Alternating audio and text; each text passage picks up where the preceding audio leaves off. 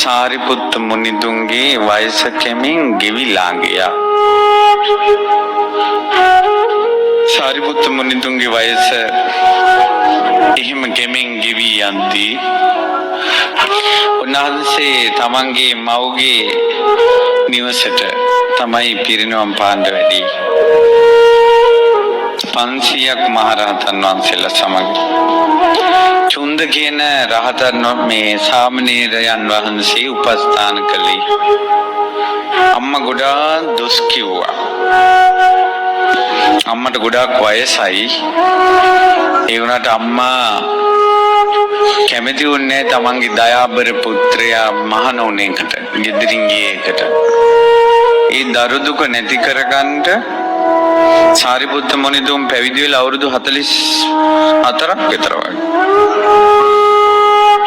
පුත්‍රයාගෙන් වෙන් වෙලා අවුරුදු 44ක් ගිහිල්ලත් ඒ පුත්‍ර වියෝව දරා ගන්න බෑ අම්මට.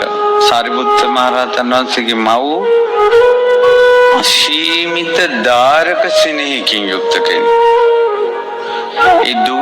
එක් දරුවෝ පුත්‍රයෝ 5ක් දූල 3 දෙනෙක්. දරුවන් ගොඩක් හිටපු අම්මා කෙනෙක් වෙලත් වැඩිමල්ම පුතා ගැන තියෙන ආදරේ. ඒ හේතු තමයි සාරිපුත්තයන් වහන්සේ හාත්පසින් ප්‍රසාද ජනකයි. ඒ මව්ගේ හිත නිවසේ සිටින කල කිසි දිනක රිද්දල නැති පුත්‍රයෙක්. සාරිපුත්තයන් වහන්සේගේ කටහඬ සැලලීනියෙක්ගේ වගේ කියනවා. අම්මා කෙනෙකුට ඒ තරම් මිහිරි වචනයක් නැහැ. එච්චර මිහිරි හඬකින් අම්මේ කියලා කතා කරන්නේ. ඉතින් මේ අම්මා කෙනෙකුට ලැබුණ මහා විශාල සැනසෙල්ල සාරිපුත්තයන් වහන්සේ පැවිදි වීමත් එක්ක නැතිවිලා ගියා. ඒ අවුරුදු 40 ගාණක් නිවසින් ඈත් වෙලා හිටියත් ඒ ප්‍රේම දෝෂ කියලා තියෙනවා. කියන්නේ යම් තැනකට ප්‍රේමය ඇති වුණොත් ඒ ප්‍රේමයෙන් වෙන් වෙච්ච ගමන් ද්වේෂය හට ගන්නවා. ඒ තමන්ගේ ආදරණීය කෙනා වෙන් කරපු අය ගැන තරහ හට ගන්නවා. ඒ නිසා ශ්‍රමණවරුන්ට දොස් කිව්වා. පුතා වෙන් කළා කියලා. මවුට කෙලෙහි ගුණ දක්වන්නට බීපු කිරිවල ණය ගෙවන්න සාරිපුත්තයන් වහන්සේ වැඩියා. නුවණින් යුක්තයි.